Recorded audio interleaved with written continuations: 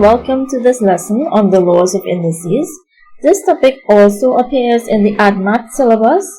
So if you're doing AdMath, this lesson will be the same thing if you're in my AdMath class. Alright?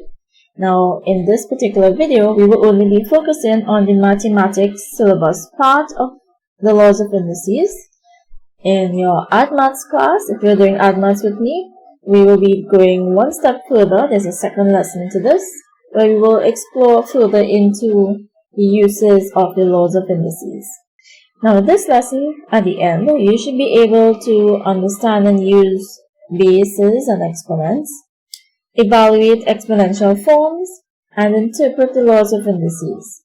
You should also be able to solve problems involving the above objectives.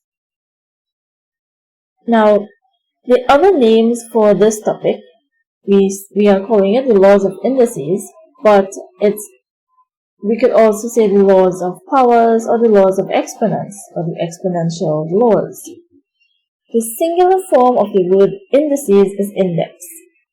So if you see the word index used anywhere in your textbook or in class or in this lesson, it is just the singular form of indices. Now, what are indices? Suppose we wanted to multiply a number, for example a number 2, by itself 6 times. We would write it in its expanded form that looks like this. 2 multiplied by 2, 6 times, right? Now, if we wanted to multiply the same number 100 times, it will take too long to write out 2 multiplied by 2 up to 100 times. So, we use the shortened index form that looks like this. We say 2 to the power of 100 or base 2, this is your base number, to the power or with an index of or to the exponent of 100. So this here is your index or your power or your exponent. Okay, I'm going to use the word or here because I don't want you to mistake this for a division sign. So if we were to write this here in the exponent form or in the power form or the index form, we would write it with a base of 2 with an exponent of 1, 2, 3, 4, 5, 6. Okay?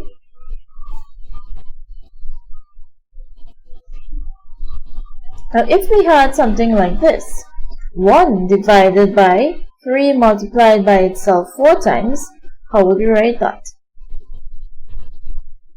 We will put back that 1 divided by, and here our base would be 3. So our base will become the 3, and we are multiplying 3 by itself 1, 2, 3, 4 times. This is what it would look simplified. So we could write it like that. Okay? Or we could write it in its index form. Now when we have the base and the exponent as a denominator, so if you remember from primary school or the lower forms, you have your numerator, the division sign is your vinculum, and your number at the bottom of the vinculum is your denominator. Okay? Now when you have a base and an exponent as your denominator, we put this in the index form by writing the base and the negative of the index or the exponent. Okay, so anytime you have a base to the power of a negative exponent or a negative power or a negative index, this just means that this entire thing is the denominator of some fraction. Now let's practice writing these expanded forms into index form.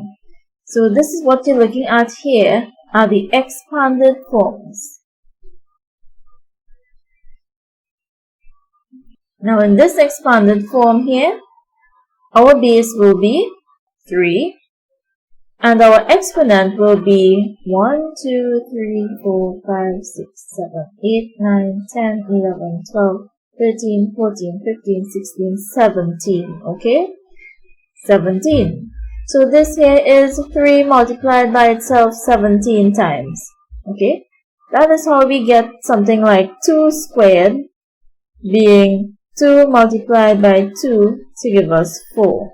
Okay? That's what this exponent here means. It's just the base number multiplied by itself this amount of times. Here we have 23 as our base, and it's being multiplied by itself 1, 2, 3, 4, 5, 6, 7 times. In this case, we are using some algebraic forms here. Now this form here is just replacing numbers with letters, okay? So here we have a multiplied by itself. So a is our base, and it's being multiplied by itself 1, 2, 3, 4, 5, 6 times. Okay, so on the second page we have another example here. Here we have a fraction. And how would we write this? Well, first you would want to simplify this. So 1 divided by, our base would be 4, and our exponent or index would be 1, 2, 3, 4, 5. Now, we would not leave it like this because this is not the index form. We would want to remove this from being the denominator. And as our rule said before on our previous page, when we bring a denominator, an exponent that is in denominator, up to the top, we would make the exponent negative. Now here we have some numbers in exponent form, and we need to write this in the expanded form. So our base is 12, and our index here, or the number of times we are multiplying the base by itself, is 6. Okay, so in expanded form, this will be 12 multiplied by itself 6 times.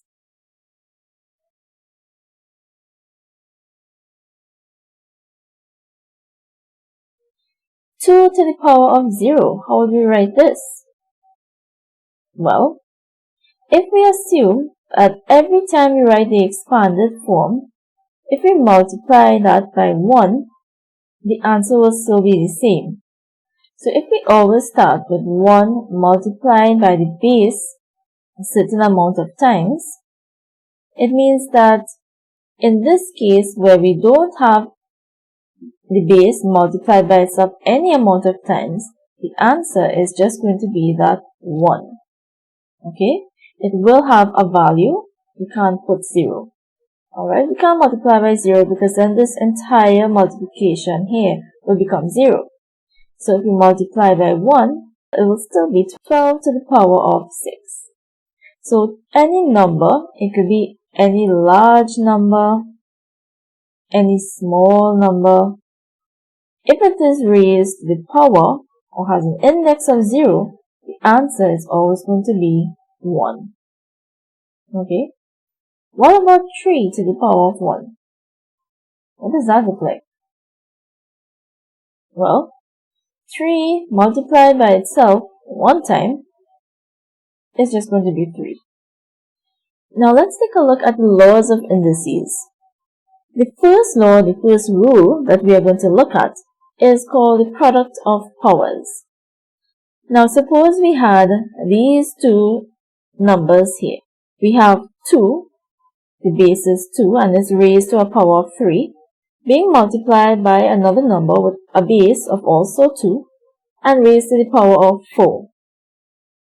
In the expanded form, this would look like 2 being multiplied by itself 3 times and then multiplied,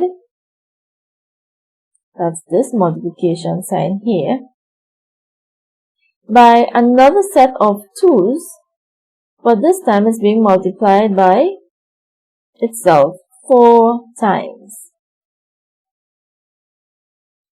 Now if we were to put this together and write it in simplified index form, what would this look like? Again, our base will still be 2, okay, because all of them are the same base. So we have the same 2 here as the base and the same 2 there as the base. So this is 2, and how many times is 2 being multiplied by itself? 1, 2, 3, 4, 5, 6, 7. So this is 2 to the power of 7. Now the product of power rule is that when both bases are the same, we have 2 and 2 there as the base, we simply add the indices or the exponents or the powers, okay?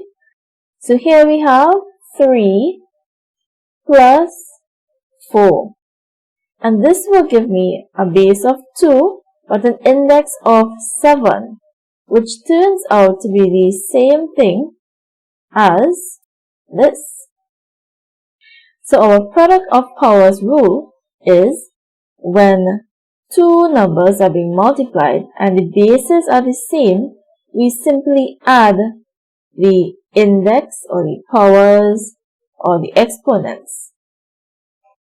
Now let's look at the rule, the quotient of powers. So quotient here is the result when we divide two numbers.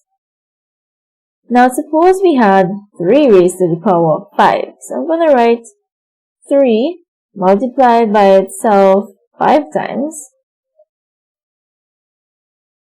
and then being divided by another set of 3's multiplied by itself 3 times. How would we simplify this?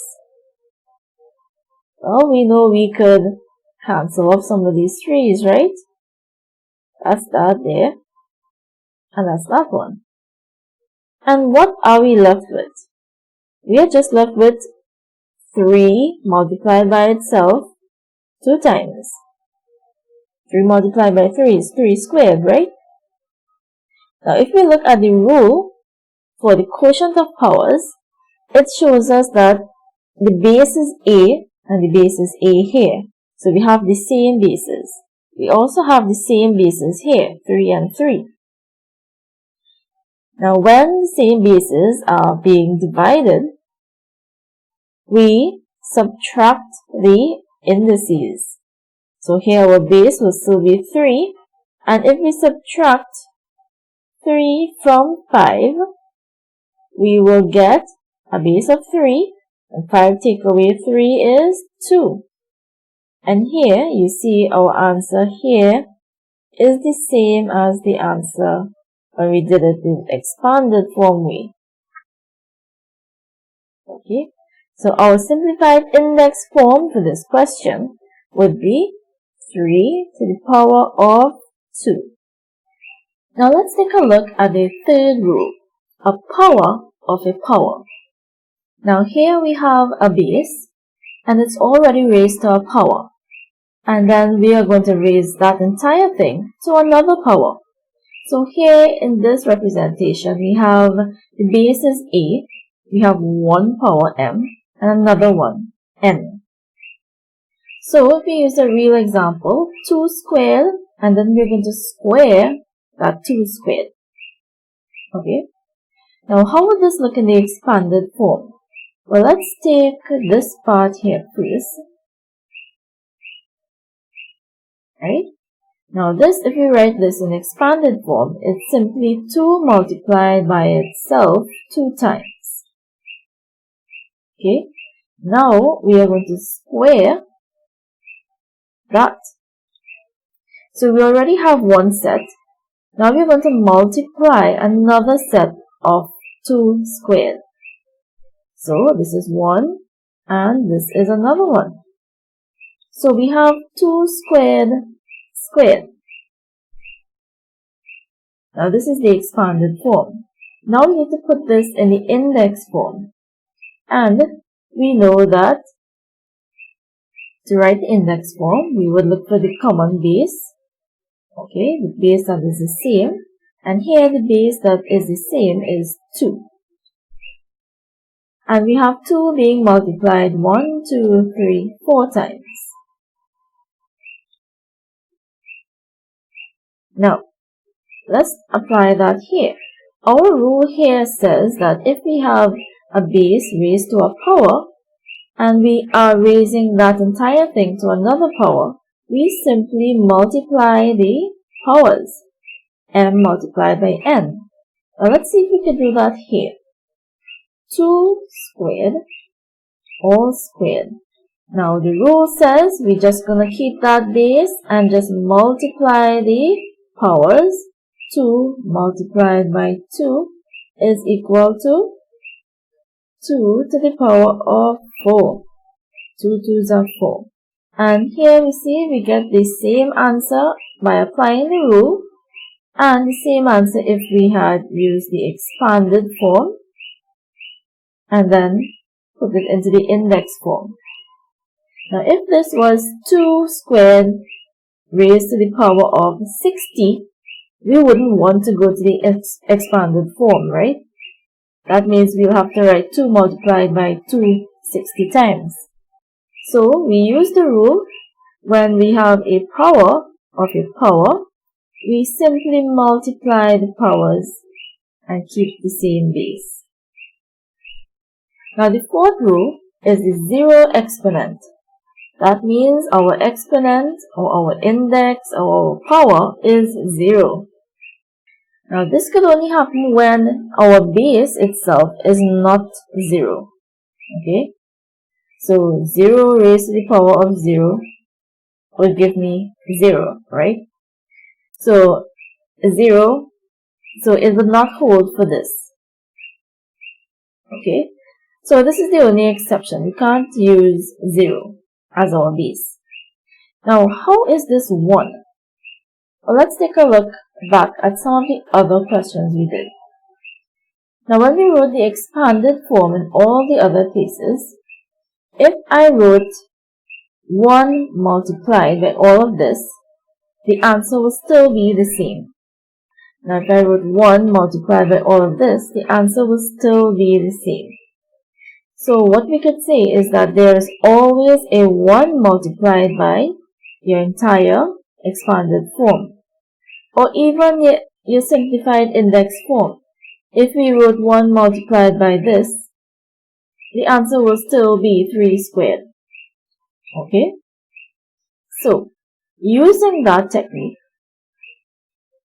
we could say that if a, which is not 0, so let's give it an example. Let's use, for example, 2 to the power of 0. This means that we have a 1 multiplied by 2 to the power of 0, which means 2 multiplied by itself 0 times, which means nothing, right? We can't multiply 2 by itself 0 times and get an answer. 2, or to any number to the power of 0 is 1. Alright? This could be 1000 to the power of 0.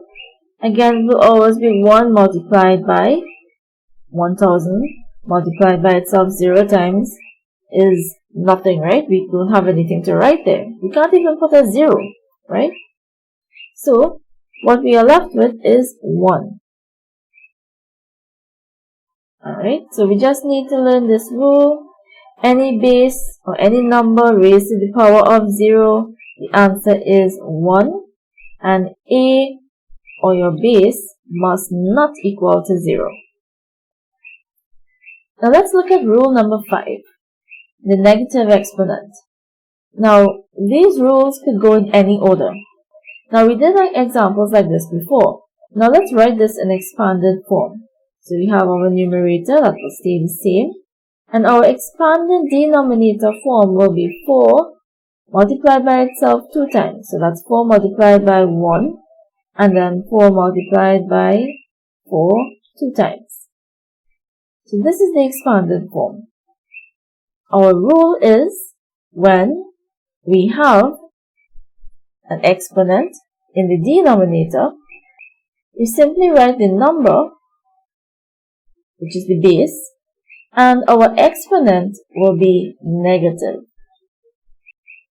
Now, it's easy when the numerator is 1. But what would happen if we had another example and our numerator is not 1? Let's say our numerator is 3. So I have 3 over 4 squared. How will we write this in exponent form? Well, we could write this as 3 is our whole number, and it is being multiplied now by 4 to the negative 2. Now don't be tempted to multiply 3 by 4, okay? We cannot do that. And why we can't do that is because of our first rule. Okay? What's our first rule? Our first rule is the bases must be the same. Okay? In order to perform any of these operations, our bases must be the same. Now, if we had another example, and the top was 4, and we are dividing by 4 squared, our simplified index form, we could work this out 2 ways. We could recognize that this is a division of exponents. There is always going to be a 1 here, because 4 multiplied by itself 1 time is 4. And we could notice that since we're dividing, we know we are supposed to be subtracting our indices. So we could say we have the same base 4, and it is 1 minus 2. Now from our directed numbers, we know that 1 minus 2 is minus 1. And here we have our index form. We could also write this as 4 multiplied by 4 to the power of negative 2, because this part is in our denominator. And now we have, which rule do we have now? We have the product of power rule. So in the first example, we used the quotient of powers. We subtracted because we saw the division sign. And now that we put it into this form, we could use the product of a power. So our base will still be the same, and now we need to add the indices. So this here is still going to be 1. What will happen if we take 1 plus minus 2? From our directed numbers lesson, we know that 1 plus minus 2 is the same as 1 minus 2, which is the same answer as this here. So again, we have the same answer here, which will give us 4 to the power of negative 1. So this is how we need to recognize and use our rules. Now this example here is simple. This one is 1 divided by, the base is 4. And we're multiplying 4 by itself 1, 2, 3, 4, 5 times. To write this in index form, we'll bring the denominator to the top. 4, the base will stay 4, the base will stay the same, but the index will become negative 5. Alright, so this is a negative exponent rule. When our exponent is at the bottom, when the exponent is the denominator, we bring it to the top as a negative exponent. Now let's take a look at the sixth rule, which is called a fractional exponent. And this fractional exponent says that if we have a base, which is our a, raised to a power, which is a fraction, it is equal to the square root of the base with the denominator of the fraction as the nth root. Okay, so let's take a look at the example. Now this here is 4 to the power of a half. If we use the rule, it says that there should be 4, the square root sign, and we are going to put the nth root as our denominator of our fraction, which is 2. Now, putting the 2 here is redundant or is repeated. Now, the 2 here is the same as just the square root of 4. So, any number raised to the power of a half is always the square root of that number. And the square root of 4 is 2. Now let's take a look at this example. We have 4 raised to the power of 3 divided by 2. Now our rule says here when we have two different values, m and n, and not just a 1, we put the square root of the base, but our n, which is our denominator as usual, goes outside, which is the square root, this half, and the 3 or the m value would go as an exponent of the base inside. So this is actually the square root of a cubed. Now let's look at another example. If I had 4, I had 2 at the top and 3 underneath, what would this look like?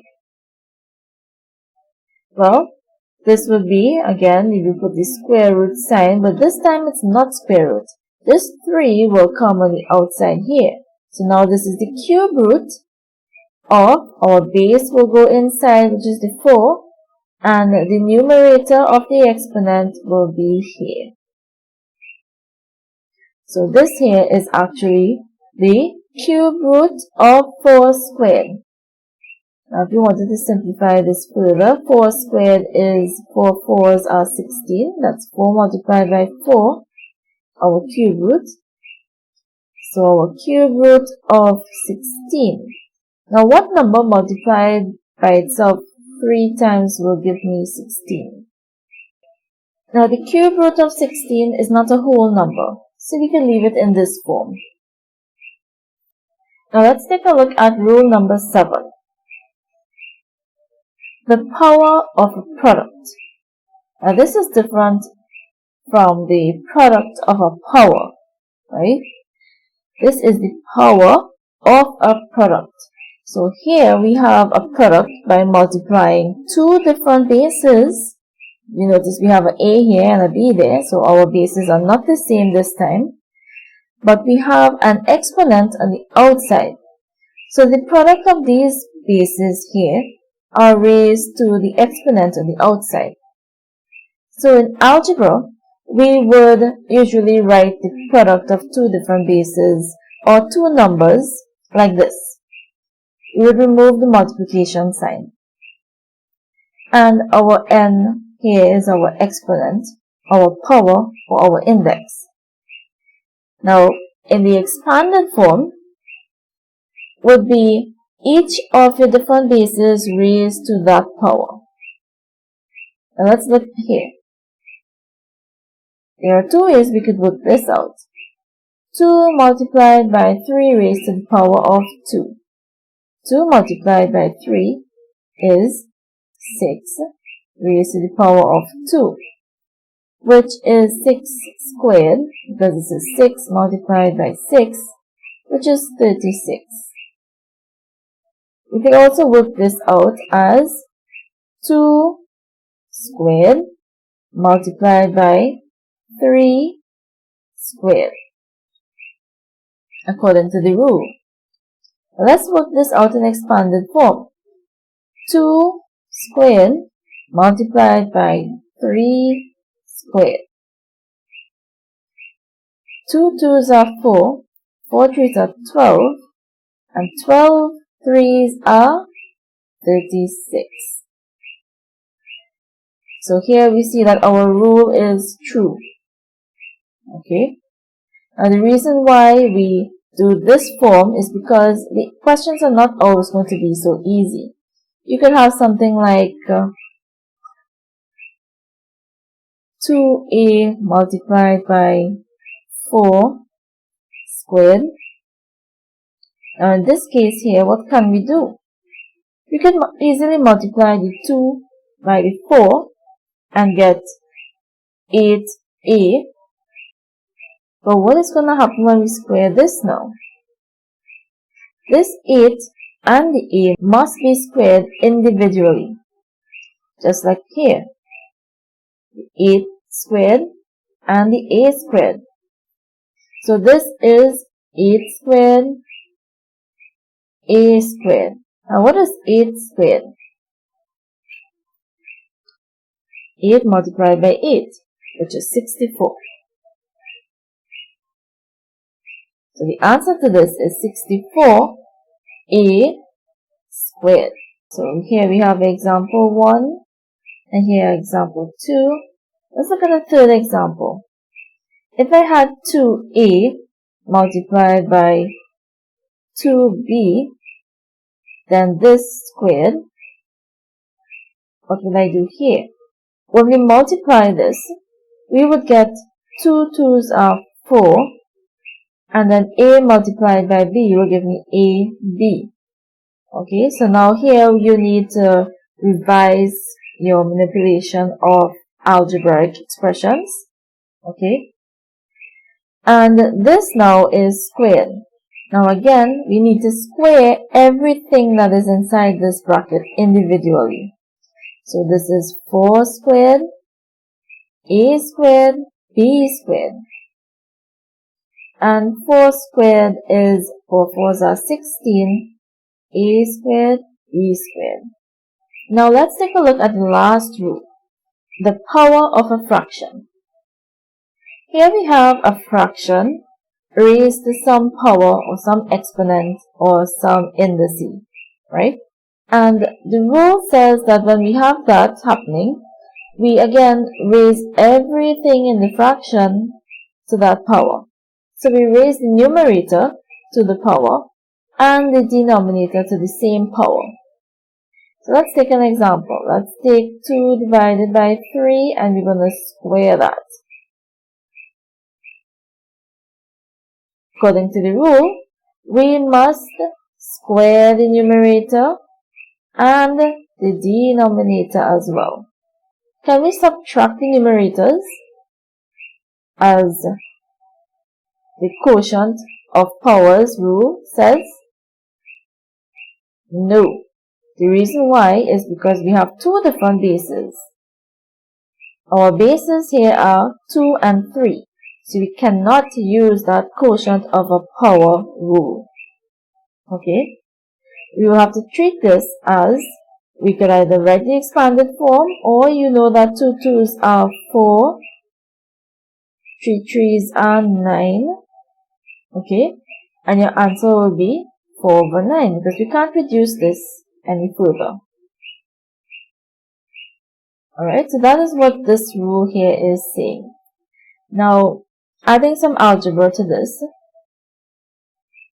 if this was a 2a divided by 3b, and all this was raised to the power of 2, what would our answer be? Now you need to be careful here because we need to remember our rule from above that everything is going to be squared or raised to that power. So our answer here will not be 2a squared. No, it will be 2 squared a squared divided by 3 squared b squared. Okay, and this will give me 2 2's are 4 a squared and 3 3's are 9 b squared. So again, be very careful. So I'm going to do a couple of examples for you, and you will do the rest for your assignment and upload the answers into the assignment folder below. So I'm going to do part B for you, part E, G, and N. Okay, so I'm going to do one of each example, and then you can do the rest for yourself. Okay, so you will upload the rest of the answers into the folder below, or answer them as a quiz, or whatever format is in the next section below this video. So we have 3 to the power of 4, and we know, so remember we're not using a calculator, which means I need to see you're working. This is 3 multiplied by itself 4 times. Okay, so 3 3s are 9, 9 3s are 27, and if you don't know what 27 3s are, work it out. 7 3s are 21, 2 3s are 6, and 2 is 8. Okay, so 81. Or you could have done 3 3s are 9, and then 3 3s are 9, and 9 by 9 is 81. Okay. Part E is 2 to the power of negative 3. Now remember, this negative here means that this entire thing is actually 2 to the power of 3 as a denominator. So because there is no other value at the top, this means that we're going to have a 1 there. So this is actually 1 divided by 2 to the power of 3. So if we expand this, we have 1 divided by 2 multiplied by 2 multiplied by 2. And this will give me 1 divided by 2 2s are 4, 4 2s are 8. Part G, we have 1/2 all to the power of 3. So this here is actually 1 cubed divided by 2 cubed.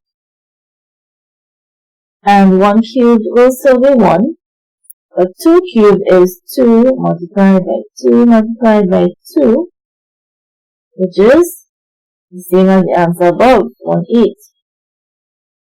Okay, so take a look at the similarities and the differences between these two.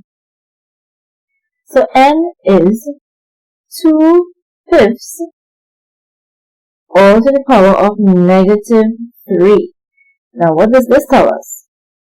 This tells us that 2/5 cubed is actually the denominator of something else.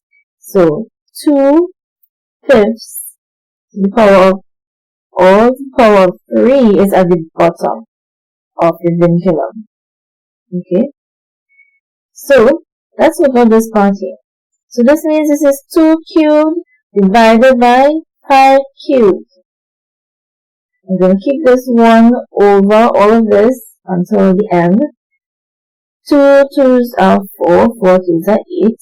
Okay, so 2 cubed is 8 divided by, so 5 to the power of 3 is 5 multiplied by 5 multiplied by 5. 5 5s are 25. 25 by 5 is 125.